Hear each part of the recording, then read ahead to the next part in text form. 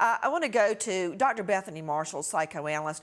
You know, Dr. Bethany, I appreciate the family's prayers. We've all been praying about Gabby. But if Gabby died of natural causes, such as falling down a ravine, being left in the wilderness where she didn't have food or water, succumbing to the elements, don't you think that telling us where she was earlier on would have been a huge help in addition to all those prayers? And believe me, I'm not knocking the prayers.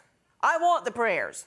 But how about telling me where she was at the beginning so they could start the search earlier and possibly find her alive, Dr. Bethany? Nancy, these parents, Brian Laundrie's parents, Gabby Petito lived with them for an entire year. When Gabby and Brian set off on their van life trip, they were engaged to be married. So Gabby Petito was their future daughter-in-law. And they're not forthcoming with details about where she was. And I'm going to tell you something about Brian Laundrie. I've been reading a lot about him. I've been listening to the interviews with Gabby's best friend.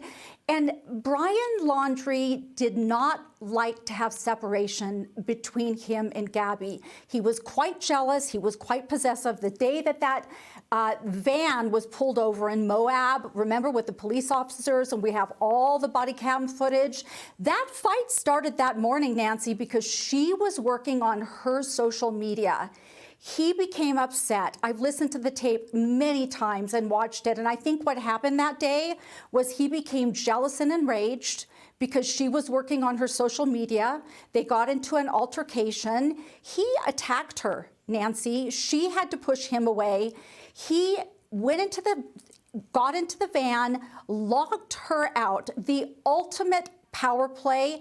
And I'm guessing because she was so desperate that she tried to climb into the window of that van, that she was worried about the destruction of her property. She was working on a website.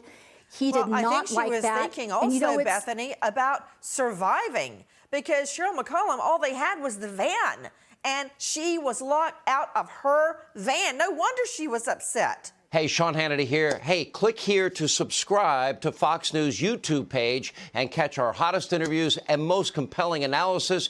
You will not get it anywhere else.